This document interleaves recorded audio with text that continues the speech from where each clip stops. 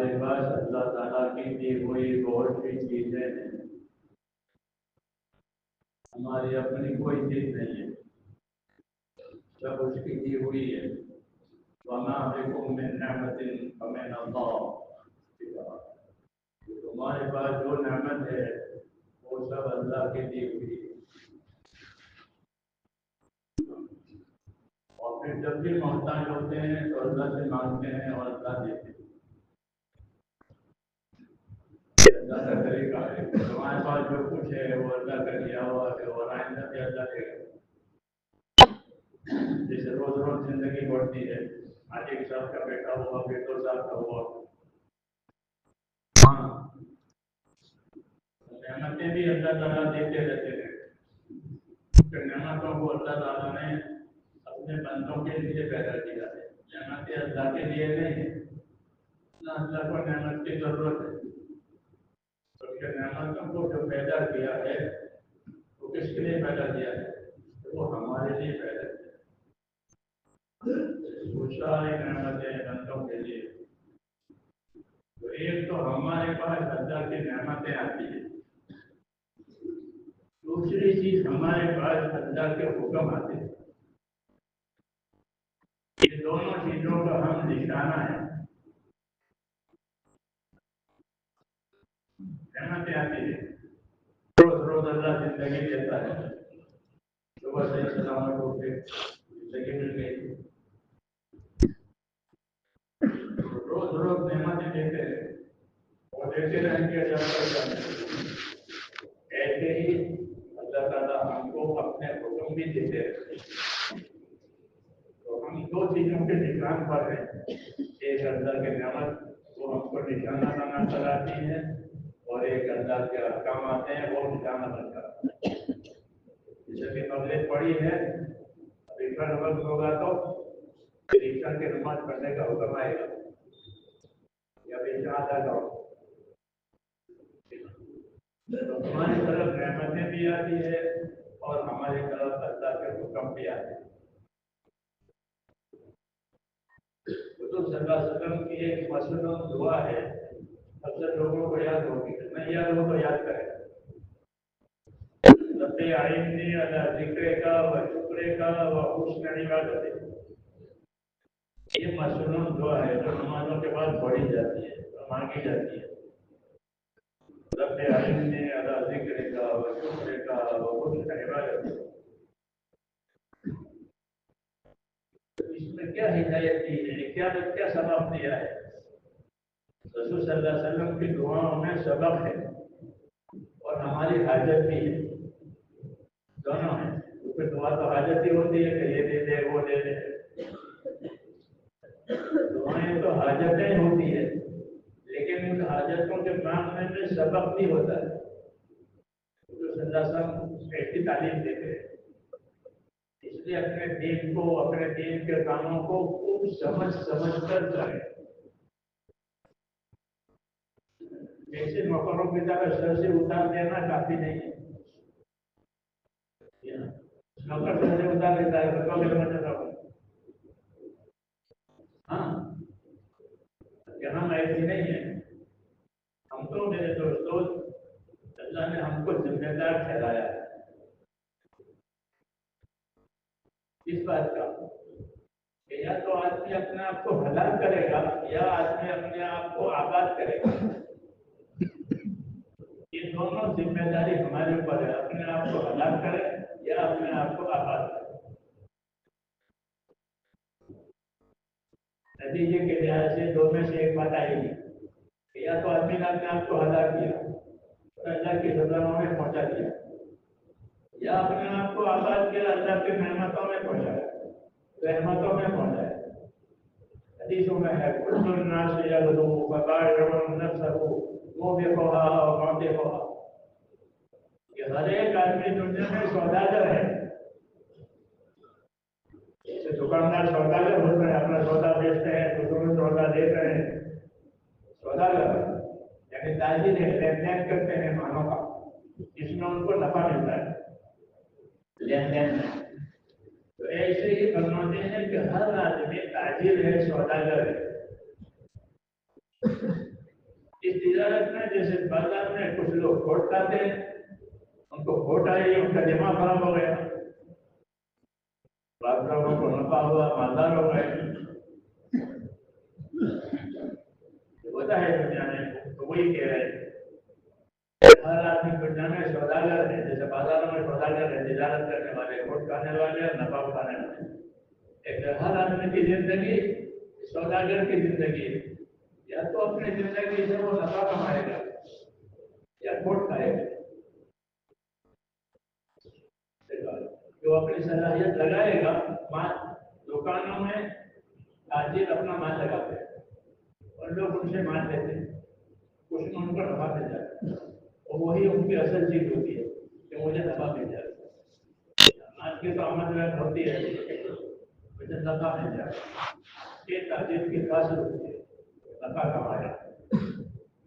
ایسی ہی زندگی ہے میرے دوست کہ اس سے نفع کمانے کے لیے زندگی دی ہے کہ اپنی زندگی سے نفع کماؤ.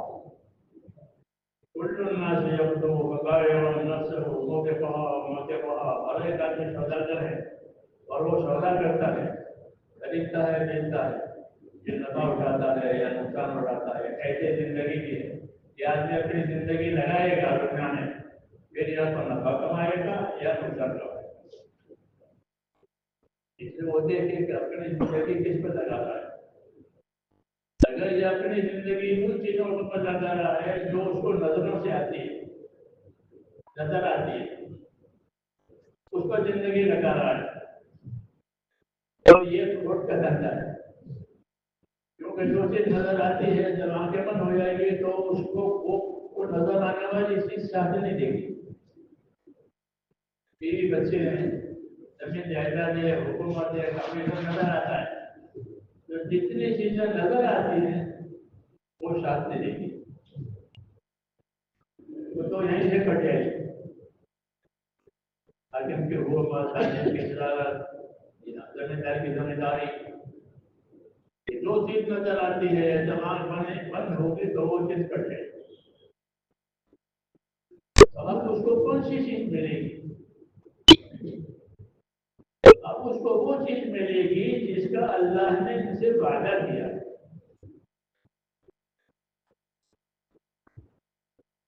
اللہ جو چیز دینے والے ہیں، اللہ نے اس سے وعدے کیے. کہ تم یہ کرو گے تو میں یہ کروں گا، تم یہ کرو گے تو میں یہ دوں گا، یہ ہوگا، یہ ہوگا. اس لیے نبیوں کی دعوت ان باتوں کی طرف ہوتی ہے جو اللہ کے وعدے ہیں. اللہ کے وعدے والی بات سنو، اللہ اپنے وعدے میں سچا ہے. اللہ نے جن چیزوں کا جو وعدہ کیا ہے وہ تو ہو کے رہے. تو اللہ نے وعدے کیے ہیں میرے دوستوں اپنے حکموں کے پورا کرنے پر. یہ حکم پورا کرو گے تو یہ دیں گے، یہ حکم پورا کرو گے تو یہ دیں گے. حکموں کے پورا کرنے کا حکم دیا ہے اور اس پر اپنی طرف سے جو دینا ہے اس کا وعدہ دیا. یہ ہے ہمارا اصلی کاروبار. یہ اصلی کاروبار ہے کہ وہ اللہ کے حکموں کو پورا کرے اور اللہ کے جو وعدے ہیں وہ حاصل کرے. اس کو ایمان کہتے ہیں، ایمان کی محنت کہتے ہیں. اللہ پر ایمان لانا یعنی اللہ کو سچا معبود جان کر اس کے اطاعت پر عبادت کرنا، جو حکم دیے ہیں، جو وعدے کیے ہیں اس کے مطابق اپنی زندگی گزارے تاکہ اللہ کے وعدے حاصل ہو جائیں. ربنا آتنا ما وعدتنا علی رسولک. قرآن شریف کی دعا ہے کہ اللہ اپنے رسولوں کی زبانیں جو ہم سے وعدے کیے ہیں وہ ہم کو دے دے. اللہ نے رسولوں کو وعدے کیے کہ میں تمہاری امتوں کو یہ دوں گا، یہ دوں گا، یہ دوں گا. تو اللہ کی طرف سے وعدے ہیں اور ہماری طرف سے شرطیں ہیں. شرط اور وعدہ دو ہے. نہیں، اللہ کی طرف سے شرطیں ہیں کہ یہ کرو گے تو یہ دیں گے، یہ کرو گے تو یہ دیں گے. تو شرطیں بھی ہیں، وعدے بھی ہیں. جب شرط پوری ہو جائے گی تو پھر وعدہ پورا ہو جائے گا، اور شرط پوری نہیں ہوگی تو پھر وعدہ پورا نہیں ہوگا. इसलिए बंदों के जिम्मे है कि शर्तें पूरी करें। शर्तों के पूरा करने का नाम इताअत है। जी हाँ। जो जो शर्तें अल्लाह ने लगाई है वो पूरी करो, तो फिर अल्लाह अपने वादे पूरे करेगा। इसलिए कुरान शरीफ में यही दो चीजें हैं, अल्लाह की शर्तें हैं, अल्लाह के वादे। नमाज कायम करोगे तो क्या देंगे, ज़कात पूरी करोगे तो क्या देंगे, सच बोलोगे तो क्या देंगे। तो ज़कात देना, नमाज पूरी करना, सच बोलना, ये हमारे जिम्मे है। इस पर क्या देना है वो खुदा के जिम्मे है। वो कहते हैं शर्त और वादा, ये दोनों के बीच में हमारी जिंदगी है। अल्लाह ने शर्तें लगाई हमारे साथ, ये करोगे तो ये मिलेगा, ये करोगे तो मिलेगा। इसलिए इन बातों का पहले तो जानना जरूरी है कि अल्लाह ने हमको शर्तें लगाई है, फिर शर्तें पूरी करने पर क्या देना है। उसको फजाइल कहते हैं। क्या कहते हैं, फजाइल में आपको ये बात मिलेगी कि अल्लाह ने क्या शर्तें लगाई है और शर्तों पर क्या देना है। फजाइल का इल्म, फजाइल का इल्म पढ़ोगे तो आपको ये चीजें मिली कि अल्लाह ने शर्त लगाई, तो ये करोगे तो ये दे, ये करोगे तो ये दे। उसको इल्म और जिक्र कहते हैं। ये इल्म हासिल करो ताकि जिम्मेदारी का भी पता चले और जिम्मेदारी पर क्या मिलने वाला है उसका भी पता चले। अगर ये इल्म होना तो कि जिम्मेदारी की भी खबर नहीं है और जिम्मेदारी पर क्या मिलेगा उसकी भी खबर नहीं, इसको जहालत कहते हैं। क्या कहते हैं कि क्या जिम्मेदारी है उसकी खबर नहीं है और जिम्मेदारी पड़ने पर क्या मिलेगा उसकी भी खबर नहीं, उसको जहालत कहते हैं। जहालत का क्या असर है, जहालत होगी तो क्या होगा, ये जहालत होगी तो जहालत जहन्नम में ले जाएगी। कायदा है,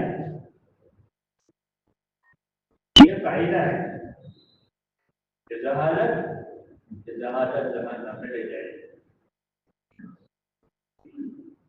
ये जाहिल है, यानी सीखा नहीं, समझा नहीं, पूछा नहीं। अल्लाह ने अकल दी थी, जानवर भी कुछ नहीं जानता लेकिन उसमें अकल नहीं है, किसी ऊपर कोई हिसाब किताब भी नहीं है। वो किसी को मारे, किसी को मार डाले, कुछ नहीं होगा। ये सांप काटे तो सांप को सजा होगी, कहना सांप को सजा नहीं होगी, सांप इसका जिम्मेदार नहीं है। बंदा इसका जिम्मेदार है कि अपने आप को सांप से बचाओ, वो अलग है। हमको अल्लाह ने मेरे दोस्तों अकल दी सबसे पहले, और अकल दी है नतीजा सोचने के लिए,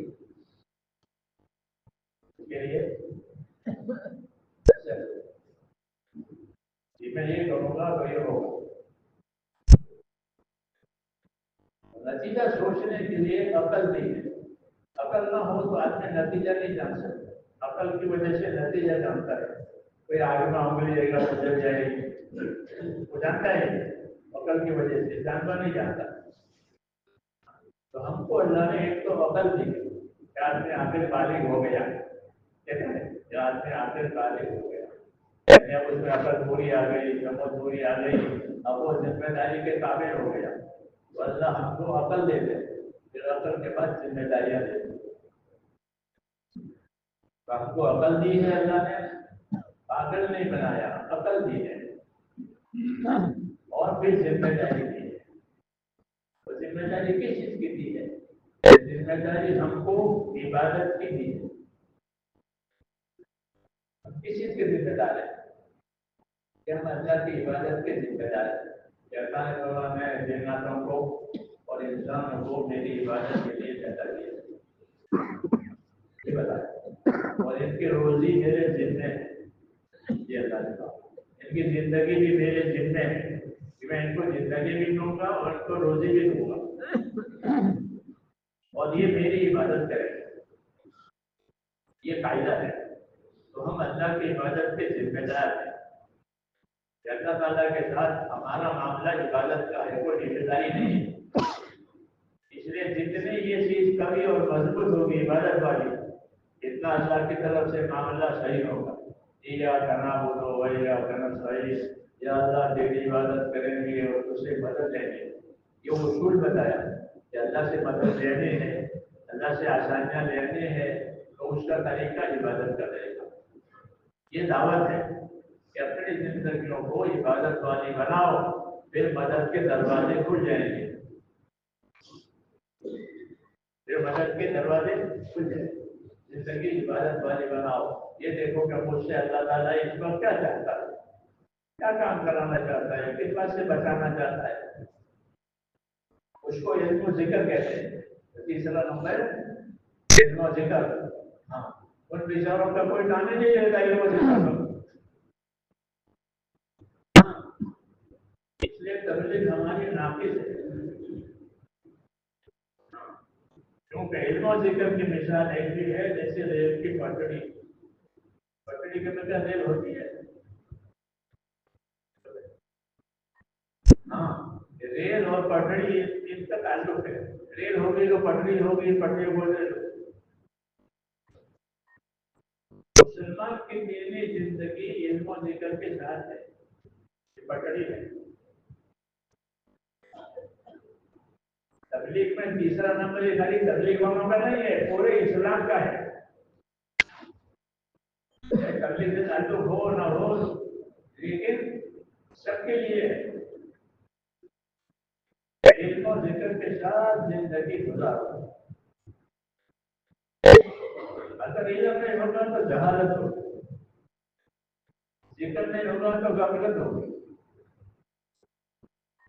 ذکر نہ ہو تو غفلت، غافل ہے، ذاکر نہیں ہے، عالم نہیں ہے، جاہل ہے۔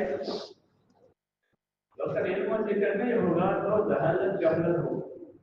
رسول صلی اللہ علیہ وسلم نے اپنی دعوت میں، اپنے محنت میں جہالت کو ختم کیا اور لوگوں کی غفلت کو بھی ختم کیا۔ لیکن میرا قوم، میرا آبا قوم غافل،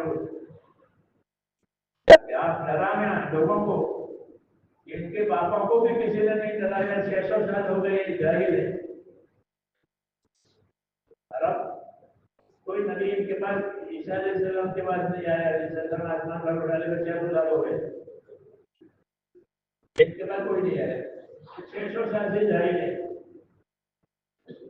آپ ان کو ڈراؤ، ذمہ داری بتاؤ، کیونکہ یہ لوگ غافل ہیں، جاہل ہیں۔ دین کا جو کام ہوتا ہے وہ بندوں کو جہالت میں سے اور غفلت میں سے نکالنے کے لیے ہوتا ہے۔ علم و ذکر اسی کے لیے، علم ہوگا تو جہالت ختم ہوگی، ذکر ہوگا تو غفلت ختم ہوگی۔ تو ہمارا یہ تیسرا نمبر بہت ضروری ہے، ہمارا ملنا اس نمبر کو حاصل کرنے کے لیے ہماری جہالت ختم ہو جائے، ہماری غفلت ختم ہو جائے، اس لیے دلاتے ہیں کہ گھر میں رہ کر تو بنے گی نہیں بات، کیونکہ کمانے کے لیے بھی باہر جاتے ہیں، روٹی کمانے کے لیے باہر جاتے ہیں، کبھی دین کمانے کے لیے باہر جاؤ، جی ہاں، یہ باہر نکالتے ہیں روٹی کے لیے بھی اور دین کے لیے بھی۔ سب جانتے ہیں کہ روٹی گھر بیٹھے نہیں ملے گی، ملے گی باہر جائیں گے جہاں روٹی ملے وہاں، ویسے کا باہر جاؤ دین سے۔ تو اصل زندگی میں دین رہنا ہے، تاکہ اپنی زندگی کی ذمہ داریوں کو ہم پوری کریں۔ ہم کو اللہ نے اپنی عبادت کے لیے، اپنے کام کے لیے پیدا کیا، میں نے بندوں کو عبادت کے لیے پیدا کیا۔ یہ تو اللہ کا حق ہے کہ اس کی عبادت کی جائے، اللہ کا یہ حق ہے ہم پر۔ حدیث میں کہ اللہ کا کیا حق ہے کہ اس کی عبادت کرو، تو یہ تو اللہ تعالیٰ کا حق ہے کہ ہم اس کی عبادت کریں۔ اپنی زندگیوں کو عبادت والا بنانا یہ تو اصل کام ہے، کہ زندگی تابع داری والی، حکموں والی بنے۔ ہم کسی کے لیے بندوں کو پیدا نہیں کرتے، جب یہ زندگی حکموں والی ہوگی تو اب اللہ کی مدد آئی اور حالات ٹھیک ہو جائیں گے. اگر یہ نہیں ہوتا ہے تو پھر لوگ حالات میں گرفتار ہوتے ہیں. ان کو مختلف قسم کی پریشانیوں کے حالات آتے ہیں. تو یہ جو حالات آتے ہیں وہ برباد کرنے کے لیے نہیں آتے بلکہ راستے پر لانے کے لیے ہوتے ہیں. اعلیٰ بیماری آئی، تکلیف آئی، دشمنیاں ہوئی، یہ حالات اللہ راستے میں کرتے یہ راستے پر آئے. یہ مقصد ہوتا ہے. یہ ادنا درجے کی سزا ہے. اللہ حالات بگاڑ دیتے ہیں. اعلیٰ درجے کی سزا تو آخرت میں ہے، وہ تو بہت بھیانک ہے وہ سزا. یہ ادنا درجے کی سزا ہے. وَلَنُذِيقَنَّهُم مِّنَ الْعَذَابِ الْأَدْنَىٰ دُونَ الْعَذَابِ الْأَكْبَرِ لَعَلَّهُمْ يَرْجِعُونَ. کہ ہم اعلیٰ درجے کا عذاب سے پہلے ادنا درجے کی سزا اس لیے چکھاتے ہیں تاکہ یہ لوٹ کر کے واپس آ جائیں. یہ نکل گئے ہیں باہر نکل گئے ہیں حدود سے. اور اس لیے تھوڑی تھوڑی سزائیں ہوتی ہیں، تھوڑے تھوڑے حالات ہوتے ہیں تاکہ اس نصیحت حاصل کر کے حکموں پر آ. تو ایک تو دعوت حالات میں ہوتی ہے کہ وہ حالات دعوت دیتے ہیں. حالات دعوت دیتے ہیں کہ دیکھو حالات بگڑ رہے ہیں سوچو. تو ایک تو دعوت ہوگی حالات کی اور ایک دعوت ہوتی ہے نبی کی کہ وہ فضائل سنا کر حالات بتا. فضائل سنا کر ذمہ داری بتانے ہیں. یہ ذمہ داری ہے، یہ ذمہ داری ہے، یہ کرو یہ کرو، پھر تم کو یہ ملے گا یہ ملے گا. تو اس طرح دو طریقوں سے ہم کو سمجھایا جاتا ہے، ایک حالات سے ایک فضائل سے. فضائل سے سمجھانا آسان ہے کہ دیکھو یہ کرو گے تو یہ ملے گا، یہ کرو گے تو یہ ملے گا. وہ وعدہ سچا ہے، وہ وعدہ اللہ کا ہے سچا. اس لیے میرے دوستوں ہم کو اللہ نے فضائل سے چلایا ہے. إِنِّي مَعَكُمْ لَئِنْ أَقَمْتُمُ الصَّلَاةَ وَآتَيْتُمُ الزَّكَاةَ وَآمَنْتُمْ بِرُسُلِي. یہ مثال میں نے دی. اللہ کہتا ہے میں تمہارے ساتھ ہوں. تو کیا چاہیے؟ اب کچھ چاہیے کہ میں تمہارے ساتھ ہوں. ساری کائنات کا پروردگار، ساری کائنات کا بادشاہ، میں تمہارے ساتھ. لیکن شرط پر لَئِنْ أَقَمْتُمُ الصَّلَاةَ وَآتَيْتُمُ الزَّكَاةَ وَآمَنْتُمْ بِرُسُلِي.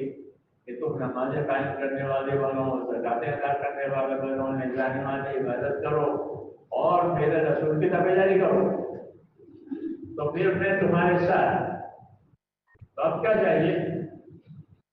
جب کچھ نہیں چاہیے، اللہ ہی ساتھ ہو گیا. یہ طریقہ ہے کہ اللہ تعالیٰ اپنے مدد اپنے انعام بتاتے ہیں اور اس کے حاصل کرنے کا طریقہ بتاتے ہیں. کہ تم رسولوں کی تابعداری کرو گے، جانے والی عبادت اچھی کرو گے، پھر میں تمہارے ساتھ. تم جو مانگو گے وہ میں دوں گا، تم جو چاہو گے وہ میں کروں گا، میں تمہارے ساتھ. یہ مثال ہے. اس لیے تبلیغ جو ہے وہ اپنی ذمہ داریوں کے سمجھنے کا نام ہے.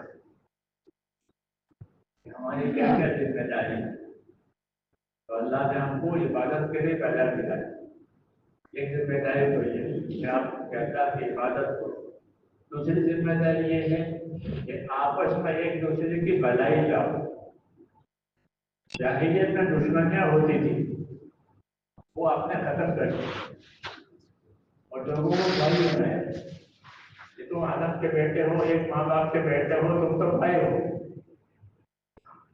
انصار مدینہ سے فرمایا کونوا عباد اللہ اخوانا. اللہ کے تو بندے رہو، آپس کے بھائی رہو. یہ دین ہو گیا. کیا ہو گیا کہ آپس کہ اللہ کے تو بندے بنو کہ جو حکم اللہ نے وہ پورا کرے، اور آپس کے بھائی بنو کہ جو اپنے لیے پسند کرو وہ دوسروں کے لیے پسند کرو، جو اپنے نہ پسند کرو وہ دوسروں کے نہ پسند کرو. یہ دین ہے. کتنا آسان ہے. یہی باتیں میرے دوستوں اس دعوت میں سیکھنے کی کہ جو اپنے لیے پسند کرو وہ دوسروں کے لیے پسند کرو، جو اپنے نہ پسند کرو اور اللہ کے بندے بن جاؤ. جان سے مال سے اللہ کی تابعداری کرو. یہ دعوت ہے نبیوں کی. جان مال سے اللہ کے تابعدار بنو، آپس کے بھائی بنو، جو اپنے لیے پسند کرو وہ دوسروں کے لیے پسند کرو، اس کو انصاف کہتے ہیں۔ انصاف کا تقاضا یہ ہے کہ جو اپنے لیے پسند کرو وہ دوسروں کے لیے پسند کرو۔ دودھ میں پانی ڈالنے کے وہ دودھ پسند کرو گے تو پھر دوسروں کے سے دودھ پر کرتے دیتے ہو، انصاف کے خلاف ہے۔ انصاف سے رہو، کہتے لوگ ہوگا طلب التقویٰ کہ انصاف سے رہو، کہ انصاف سے رہنا یہ پرہیزگاری کی بات ہے، یہ پرہیزگاری سے قریب ہے کہ تو اپنے لیے پسند کرے وہ دوسروں کے پسند۔ یہ ہماری تعلیم ہے اسلامی کہ اللہ کے بندے بنو، آپس کے بھائی بنو، جو دوسروں کے لیے پسند اپنے لیے پسند کرو وہ دوسروں کے پسند۔ یہی باتیں تبلیغ میں سکھائی جاتی ہیں اور اسی کی دعوت ہے، اور کوئی چیز نہیں۔ نہ مالداروں سے مال لینا ہے، نہ حکومتوں سے حکومت لینی ہے، تاجروں سے مال یہ جب یہ چیز زندگی میں آ جائے گی پھر اللہ تعالیٰ کے مددوں کے دروازے کھل جائے گے۔ میرے بھائیوں یہ زندگی اپنے بنانی ہے، اللہ کے حکم والی، نبی کے طریقوں والی، ہاں اس طریقے سے اس کی یہ محنت ہے، اس کی یہ محنت محنت کے لیے نہیں ہوتی، محنت کے نفع کے لیے ہوتی ہے۔ اس محنت کا کیا نفع ہے؟ تو اس محنت کا یہ نفع ہے کہ جب یہ محنت ہوگی تو زندگی اللہ کے حکموں والی بنے گی۔ جی ہاں، یہ اللہ نے حکم کیا ہے، یہ اللہ نے منع کیا ہے، یہ حلال کیا ہے، یہ حرام کیا ہے، وہ یہی بنانا ہے۔ اس لیے نبیوں کے راستے سے اللہ تعالیٰ اطاعت کی دعوت دیتے ہیں، اطاعت کے ساتھ زندگی گزارو، اطیعوا اللہ و اطیعوا الرسول لعلکم ترحمون، اطاعت کرو اللہ رسول کی تاکہ تم پر رحم ہو جائے۔ تو رحمتوں کا یہ راستہ ہے دنیا میں بھی اور آخرت میں، کہ محنت کر کے اور فضیلت اور فائدہ سمجھ کر کے اپنی زندگیوں کو گزاریں تاکہ زندگی اطاعت والی بنے۔ اطاعت کے بعد رحمت کے دروازے کھل جائیں گے، اطاعت پر جنت کے دروازے بھی کھل جائیں گے۔ جی ہاں، وَمَن يُطِعِ اللَّهَ وَرَسُولَهُ فَأُولَٰئِكَ مَعَ الَّذِينَ أَنْعَمَ اللَّهُ عَلَيْهِمْ، کہ جو لوگ اطاعت کریں گے تو اللہ ان لوگوں کے ساتھ کریں گے جن پر اللہ نے اپنے انعامات دیا ہے جنت میں لے جانے کے لیے۔ تو یہ راستہ ہے، اس لیے اپنے آپ کو بنانے کے لیے اس راستے میں پھرنا ہے کہ ہم اپنے آپ کو اس میں بنائیں۔